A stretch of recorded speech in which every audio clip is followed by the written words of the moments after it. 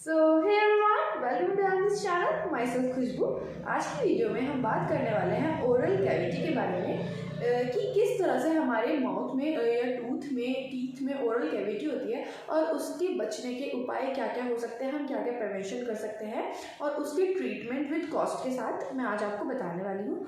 सो बिना किसी देरी किए let's get start our video.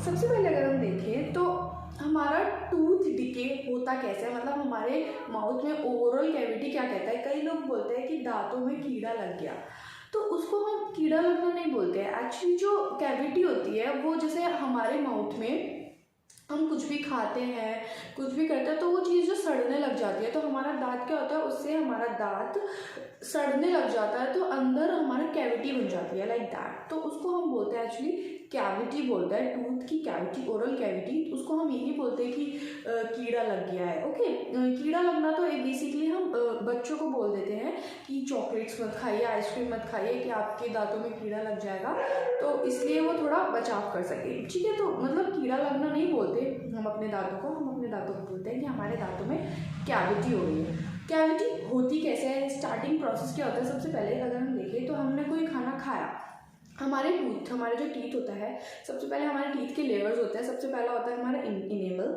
Dentine, और उसके बाद होता है पल्प। हमारा जो इनेमल वाला पार्ट होता है वो हमारा होता है, जो सबसे टॉप लेयर होता है वो हमारा हार्डेस्ट सब्सटेंस होता है हमारी पूरी बॉडी का, तो वो बेसिक नेचर का होता है। और जो हमारा फूड पार्टिकल होता है वो धीरे धीरे जब हम ब्रश नहीं करेंगे अच्छे से, ज़्यादा टाइम तक हमारे दांतों पर रहेगा तो वो हमारा एसिड को उसको कन्वर्ट कर देता है सड़ने के बाद। तो वो क्या होता है, हमारा डीमिनरलाइजेशन स्टार्ट हो जाती है। तो उससे क्या होता है, वो दांत ऊपर की लेयर खराब हो जाती है, वो धीरे धीरे डीमिनरलाइज होने लग जाता है। तो ऊपर की लेयर जो होती है वो हमारी खराब हो जाती है। तो इसी को हम क्या बोलते हैं, बेसिकली उसको हम बोलते हैं हमारा जो टीथ है उसमें कैविटी लग गई है, कैविटी हो गई है। ठीक है, तो ये कैविटी हमारी, पहले हम देखें तो हमारा जो अर्लीस्ट जो हम इसको प्रिकॉशंस, सबसे पहले हम प्रिकॉशंस देखें तो हमको खाना खाने के तुरंत बाद सुबह और रात को हमको ब्रश करके सोना चाहिए। सबसे पहले इसका बचाव यही है कि हमको ब्रश करके सोना चाहिए। तो देखिए हमको ब्रश कब कब करना चाहिए, तो ब्रश हम सुबह अपना ब्रेकफास्ट करने के बाद कर सकते हैं, क्योंकि देखा गया है अधिकतर कि कैविटी कब होती है, जब हमारा खाना लग जाता है और खाना ज़्यादा टाइम तक हमारे माउथ में रहता है, तो उससे बचने के लिए हमको ब्रश करना पड़ता है। तो जो बिल्कुल सही टाइम है वो है हमारा सुबह ब्रेकफास्ट करने के बाद और रात को खाना खाने के बाद, यानी सोने से पहले, मतलब उसके रात को आपको सोने से पहले कुछ भी नहीं खाना है, कुछ भी नहीं, तो उससे पहले हम कर सकते हैं ब्रश। तो ये दो टाइम बिल्कुल सुइटेबल माने गए हैं जिसमें आप ब्रश कर सकते हैं, जिससे आप अपने दांतों में कैविटी लगने से प्रिवेंट कर सकते हैं, अपने आप को बचा सकते हैं। ठीक है, तो ब्रश हमको अच्छे से करना चाहिए और ब्रश भी हमको बहुत ही अच्छे मैनर में, बहुत सारी टेक्निक्स होती हैं उनको फॉलो करते हुए हमको ब्रश करना चाहिए। ये नहीं कि आप 15-15 मिनट तक ब्रश करे जा रहे हो तो आपके दांत घिस जा रहे हैं, ऐसे नहीं होता। मैक्सिमम आपको 2 मिनट्स तक ब्रश करना है, उससे ज़्यादा नहीं करना, उससे कम नहीं करना, और बहुत आराम से अच्छे से ब्रश करना है। ठीक है, अच्छी टेक्निक के साथ। ये नहीं कि आपको उल्टा सीधा कैसे भी ब्रश कर देना है, और आपको सॉफ्ट ब्रश से ही ब्रश करना है, अच्छे से ब्रश करना है। तो ये दो टाइम है हमारे, सुबह ब्रेकफास्ट के बाद आप कर सकते हैं और रात को सोने से पहले आपको करना ही है ब्रश, जिससे आपकी जो कैविटी है उसको आप अपने आप को प्रिवेंट कर सकते हैं। ठीक है, नेक्स्ट देखिए, जैसे कि हमारी कैविटी लग गई तो उसके बाद हमको अर्लियर स्टेज में ही अपना कैविटी जैसे लगा है, ब्लैकिश होने लग गई है लेयर, तो उसको हमको अर्ली स्टेज में हमको डेंटिस्ट के पास फिलिंग कराने के लिए जा सकते हैं। तो हमारे फिलिंग का मेथड होता है, लाइक अगर हम देखें 3 लेयर है हमारी, इनेमल, डेंटाइन, पल्प। तो जब हमारी जो कैविटी है वो इनेमल तक रहती है तब आप फिलिंग करा लीजिए। फिलिंग से क्या होता है, फिलिंग कर देते हैं तो आपका जो भी कैविटी है वो हमारी, ये हमारा पहला ट्रीटमेंट है, ये हमारा लोएस्ट बजट में होता है, मतलब ज़्यादा खर्चा नहीं आता है इसके अंदर। और अगर हमारी जो लेयर है वो भी हमारी चली गई डेंटाइन तक, तब भी आप अपने आप फिलिंग करा सकते हैं, हो सकता है। ठीक है, अगर आपने अर्लियर स्टेज में ये ट्रीटमेंट नहीं कराया और आपकी जो कैविटी है वो नीचे पल्प तक यानी नसों तक पहुंच गई, तो आपको आरसीटी करानी पड़ेगी। यही एक ट्रीटमेंट रह जाता है आरसीटी, जो कि बहुत सुटेबल ट्रीटमेंट रहता है हमारा।